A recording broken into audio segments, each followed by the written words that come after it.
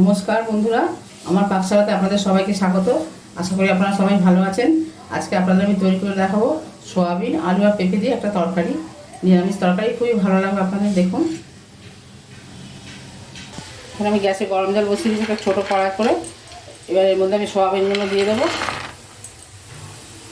একবার ফুটলেই নামিয়ে নেবো।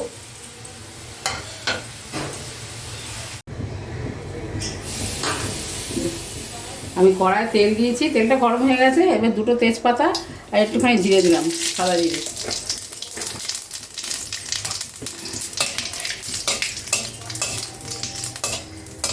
তেজপাতা জিরেটা ভাজা হয়ে গেছে।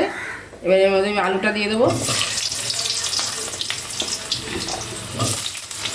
আলুটা দিয়ে 2-3 মিনিট ভাজার পরই পেঁপেটা দিয়ে দেবো।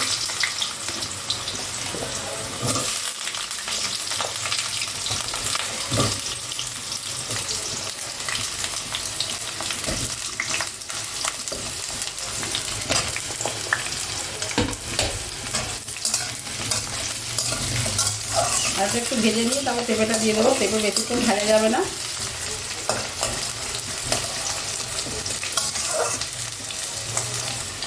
আলুটা ভাজা হয়ে গেছে, এর মধ্যে পেঁপেগুলো দিয়ে দিচ্ছি। এবারে অল্প একটু ভাজবো, 2-3 মিনিটের মতো। এবার আপনাদের একটা মশলা রেডি করে দেখাচ্ছি। 1 চামচ আদা বাটা দিলাম, 1/2 চামচের মতো জিরে বাটা, জিরে গুঁড়ো, সবই আমি গুঁড়ো মশলা দিচ্ছি, খালি আদাটা বাটা। ধনে গুঁড়ো দিলাম 1/2 চামচ,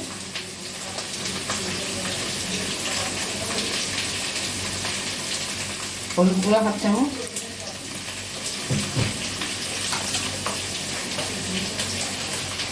লঙ্কা গুঁড়ো এই ছোটো চামচটা 1.5 চামচ মতো দিলাম। কারণ পেঁপের তরকারিতে বেশি ঝাল ভালো লাগে না, দেখুন একদমই ছোটো চামচ।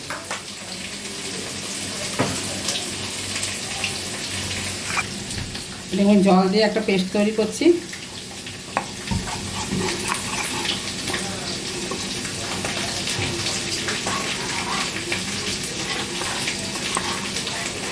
যেহেতু এর মধ্যে লঙ্কা গুঁড়োটা কম দিয়েছিলাম, আমি একদম 4 ভাগের 1 ভাগ চামচে, 4 ভাগের 1 ভাগ সিকি চামচের আমি 1/2 চামচ সিকি চামচ দিয়েছি কাশ্মীরি লাল মির্চের গুঁড়ো। এটাকে আমি ভালো করে জল দিয়ে গুলে নিলাম। আর এর মধ্যে আমি ওই সিকি চামচ মতো কাশ্মীরি লঙ্কার গুঁড়ো দিয়েছি। যেহেতু আমি লঙ্কার গুঁড়োটা কম দিয়েছি, ওই জন্য একটু কালারের জন্য আমি ওইটা দিয়েছি, কাশ্মীরি লাল মির্চ। ভাজা হয়ে গেছে সবজিগুলো। এবার আমি এতে দিয়ে দিচ্ছি মশলাটা।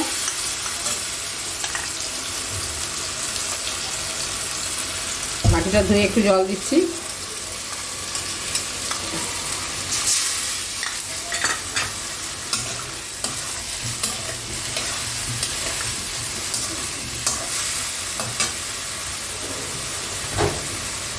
এবার যদি নিরামিষ রান্না হবে, আমি একটু মিষ্টি দিচ্ছি। আপনারাও দেবেন, তাহলে ভালো লাগবে।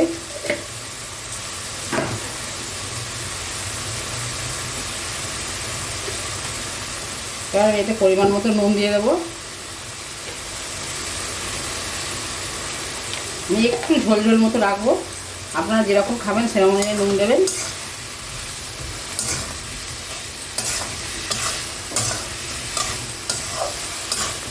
ভালো করে কষবো যতক্ষণ না জল বেরোচ্ছে, এই তেল বেরোচ্ছে। মশলাটা প্রায় ভাজা হয়েছে, তেল ছেড়ে দিয়েছে। এবার আমি সোয়াবিনগুলো দেবো, সেদ্ধ করে রাখা। জল ঝরিয়ে রেখে দিয়েছিলাম।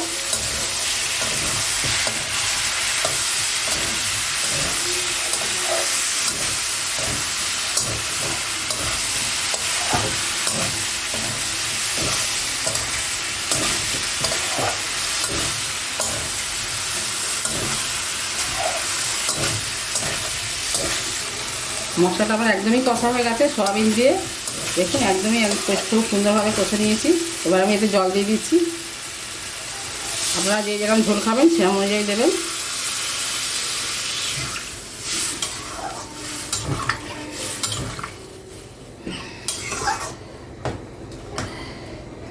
এবার আমি দিয়ে ঢাকা দিয়ে দেবো। গ্যাসের ফ্লেমটাও একটু কমিয়ে দেবো, খুব তাড়াতাড়ি সিদ্ধ হয়ে জলটা শুকিয়ে যাবে, তরকারি সিদ্ধ হবে না।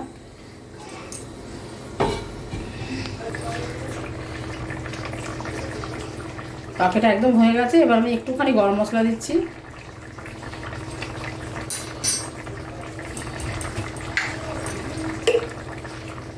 আর 1 চামচ মতো ঘি দিচ্ছি।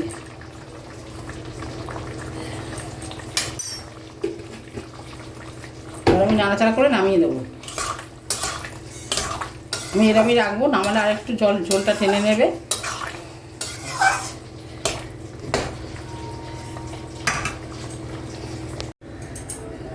আমার সোয়াবিন পেঁপে আলুর তরকারি একদম রেডি হয়ে গেছে। আপনাদের পরিবেশন করে দেখাচ্ছি। দেখুন, দেখতে খুবই সুন্দর হয়েছে, খেতেও আশা করি ভালো হবে।